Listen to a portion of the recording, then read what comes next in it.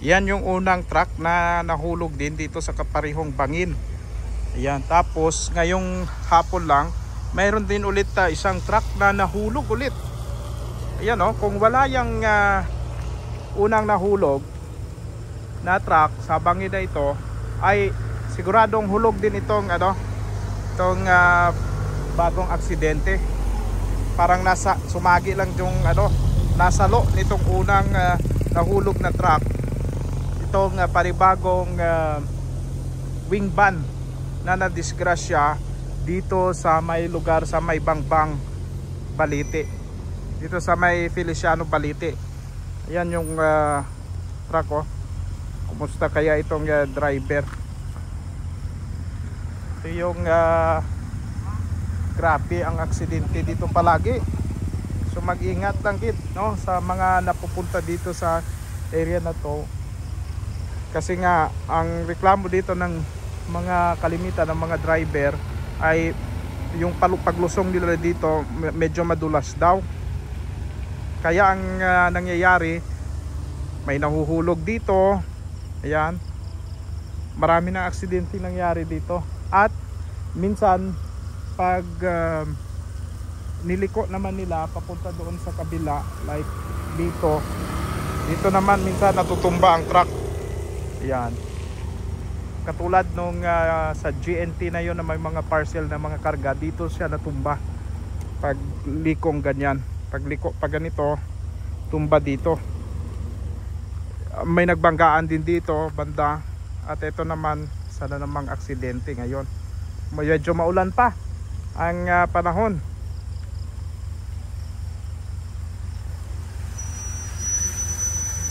Ano kaya ang maganda gawin dito ng ating mga otoridad sa lugar na to, DPWH at saka mukhang hindi na ito tawag dito ng aksidente, hindi na aksidente dahil sa human error, but siguro baka kailangang maayos yung kalsada or I don't know to.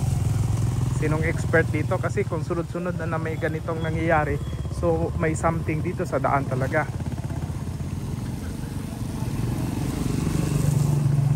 Nakaangat pa ang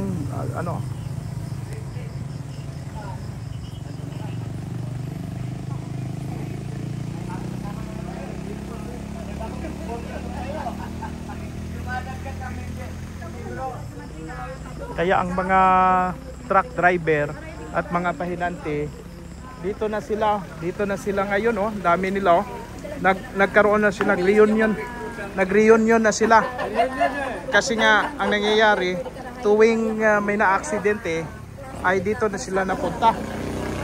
Yung bahay na ito, tingnan ninyo, kilala na ninyo yung suki na natin, yan yung unang na-interview natin Shout out sa mga taga-Buaboy at sa mga driver. Pagdating nyo na sa Lagarata, mag-ingat kayo. Yun lang. Ayan, siya yan yung unang na accident. Yan yung truck daw ito. Saan yung truck ba? Saan yung truck ba? Yan. Ayan ito. Ito yung truck. Wala na, may bayad dyan. License na lang kulang yan. Yan yung unang truck na na-aksidente. Yung isang truck nandoon naman sa Kuwan, sa kabila. Driver doon pa sa police station. Police station daw? Police station. Nag-reunion na sila. Reunion na. Mabuti dito na kayo kumakain. Ito yung buhay truck driver pag magka-aberya, talagang pwede iwan na sasakyan. Oo. Tsaka yung pamilyar ninyo, siyempre naghintay rin sa inyo Wala pang kita. Wala pang kita? Wala pang kita. Ano ba yan? No work, no pay kayo? Pag hindi kayo nakapunta sa Per biyahe. per biyahe? So, kuha na kaagad yung kuha ninyo? 1 week na, wala kita. Wala nang kita. Patay na pamilya. Ay, nako. Yun pala. Ba't dito lang ang may ulan? Doon sa taas walang ulan. Doon kami galing Tuyo nga doon Tuyo doon, di ba? Alam mo doon. Ulan doon? Walang ulan dyan sa taas. Baka tinawag mong ulan dito. Walang ulan doon sa taas Sa totoo lang. Sabi ko, Ganyan na ngayon ang mundo Eh sabi ko baka fake news yung balita na may nahulog ulit dito. Yan ang nangyayari ngayon sa Earth. Oo. 'Di ba dati pag sinabing umulan sa bayan sa baryo lahat umuulan. Pero ngayon, umuulan sa bayan, sa baryo, walang ulan. Ano nang ito? Naliligo pa naman ako dito talaga sa babahan nila. Dito hindi ako tumuloy. Naku, kung naligo ka na naman doon, ikaw naabot ka. Baka hindi ko alam kung ano gagawin ko. Ay, Diyos ko, kinoko. Maluoy ka. Kaya sabi ko nga, may namatay na dyan dati. Sa aksidente rin.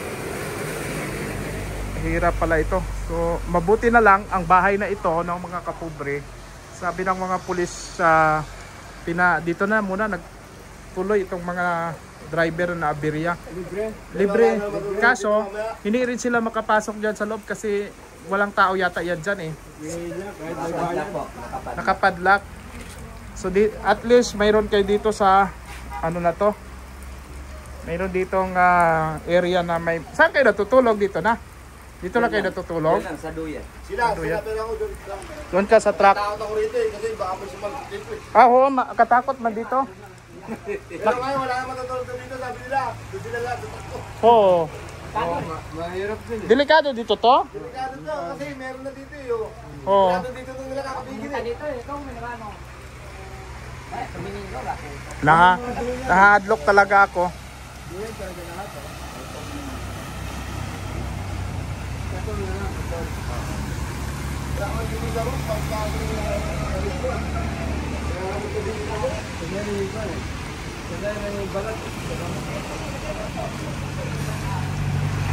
Yan o.